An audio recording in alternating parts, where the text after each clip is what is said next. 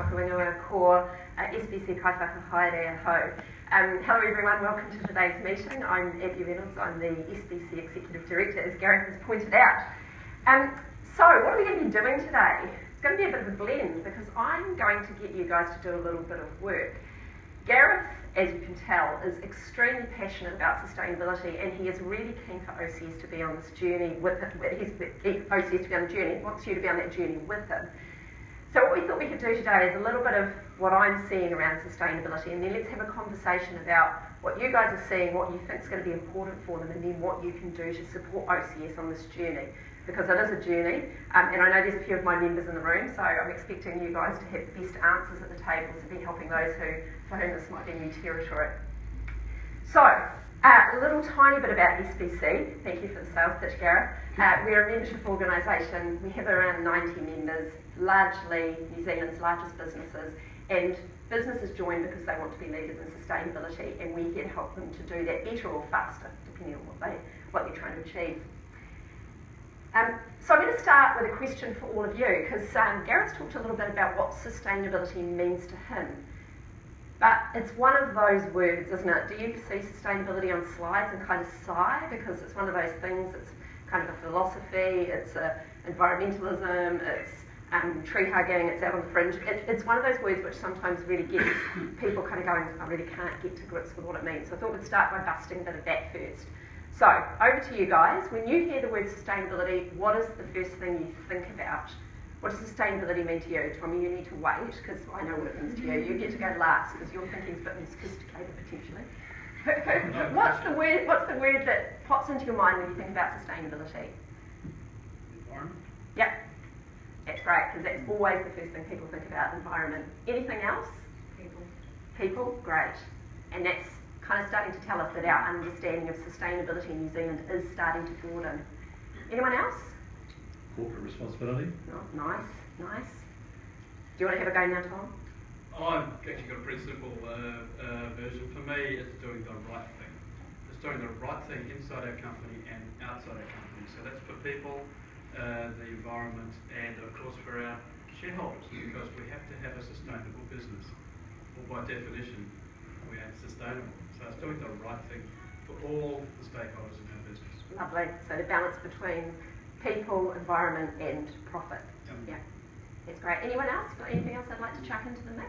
Self-sufficient. Yeah, lovely. It's a really nice definition as well. I think the challenge is, I worked in the UK and they had a lot of triple bottom line reporting was a big thing over there, and every company did it, and I just don't see, to the same extent here. Yeah.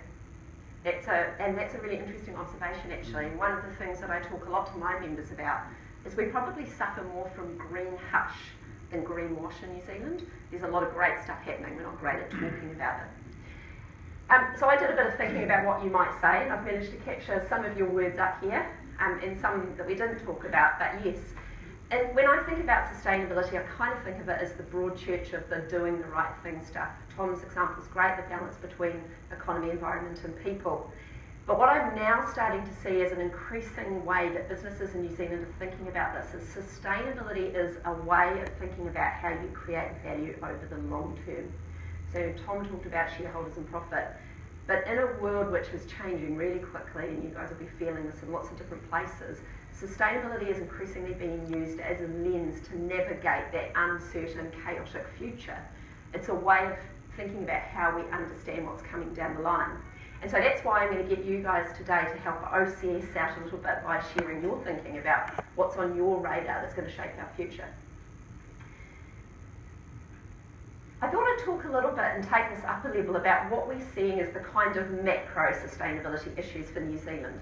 And this is not all of them, because there's always a list of about, 50 that we could be talking about. But it's a little bit of a sample of the things which are shaping business thinking around sustainability. Where do they connect with environment and society? And what's this stuff going to mean for their financial performance? So I'm going to start at the most macro level possible, which is the United Nations Sustainable Development Goals.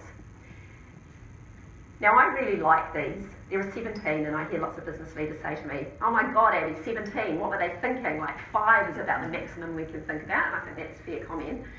But what I like about the Sustainable Development Goals is this is our opportunity as businesses to think about how we connect to what's happening globally, the issues which we all face. And so there's a whole bunch of things in here, and you won't be able to read this, but ideas like no poverty, clean fresh water, biodiversity, they're all captured in here.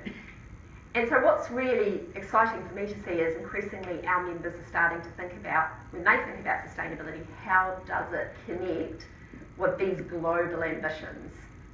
We can often be a bit disconnected here in New Zealand from what's happening globally. This is our chance to connect in a really powerful way. The other thing I like about them as well is that the Sustainable Development Goals, I think it's something like 12.3 trillion US dollars of value to be unlocked globally by business if we can deliver on these, right? So this is not just about doing the nice stuff. This is also about long-term business opportunity and financial reward. And we also know that we can't deliver these goals if business isn't involved. And so one of the things which I like to think about these as is that they're kind of like a community/social/environmental version of Tinder. Because if you know what you're going after in terms of which goals you're going to target, when you go and have your conversations with Salvation Army, or you go and have your conversations with the other community or environmental organisations you're working with, you can say, well, I'm going after goal 1, and they go, say, so am I. And you can go on a date and figure out if you can do some things together. So, sometimes we need to think about how these things are going to make, the work we want to do in sustainability easier. So that's our macro level view. Now I'm going to uncover a few of the sort of lower level views of what it means for New Zealand right now. Won't be a surprise to any of you that climate change is in there. That's goal 13. And why is this important, and why is this important in New Zealand right now? The first thing I want to say is that in the last 2 years I have seen the most extraordinary change in momentum and pace on action on climate change in New Zealand. In the last 6 months, I've seen a bunch of our leading businesses set really long-term, ambitious climate targets. In the past, businesses have said, what do I think I can take out in terms of my carbon emissions? And they've kind of come up with a target year on year based on what they think they can do. For the first time, we've now got a cohort of businesses, and it's about 15 to 20, who are saying, I am planning to be carbon neutral by 2050, or I'm planning to be carbon neutral by 2030, or I'm planning to take 30% of my emissions out by 2030. Those things are easy to say, and I know some of you will have worked on this, and so you know how hard that is to do. And that's the nature of the change we're starting to see in the New Zealand context right now. The other thing that's started to change too is businesses are asking each other about this. Last Thursday, a group of my CEOs got together to talk about what they can collectively do on climate change in the hope that we can lead New Zealand to an outcome where we're all more prosperous as a result of climate change. So the trajectory on this is only going in it will get more and more focused direction.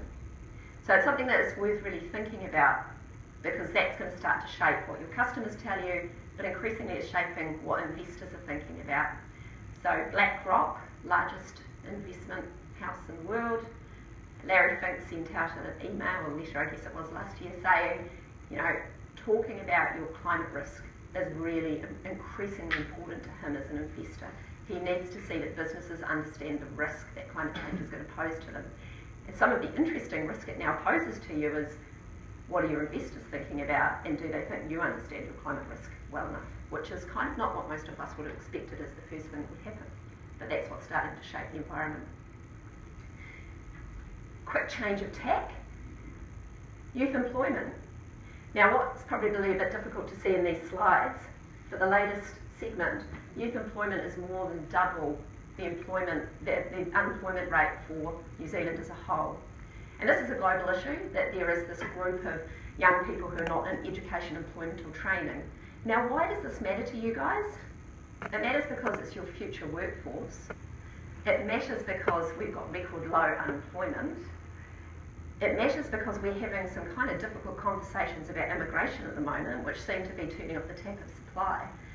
So this matters for you guys because this is a talent pool that you might not yet be reaching. And so one of the things that we're working with members on is how can we connect them with this young this group of young people who are excluded and disadvantaged, but not by any means the worst candidate, just hard to reach. And being able to tackle this is a real opportunity for businesses to actually have a material impact on social outcomes for New Zealand. For every young person who stays not in education, employment or training for more than a few years, they can end up on benefits for life, and the total lifetime cost to us as taxpayers is around $200,000. So if you can play a role in getting one of those people and keeping them in your business, you know, that's you really doing a significant bit for New Zealand. And so this is turning up for a lot of our members at the moment, how they can be part of the solution. Now, biodiversity. We're not really talking about this in a particularly deep way in New Zealand, but we are getting to some kind of difficult places as a country. And I've put this one up because this is typically the hardest one for businesses to think about, so I feel like I need to talk about it the most. 72% of our freshwater fish are at threatened or at risk of extinction, 34% of our invertebrates, 31% of our plants, and we've got 3,000 bird species who are at risk as well. Now, when you guys think about your businesses, a bunch of you are going to go, I am not out in forests doing stuff.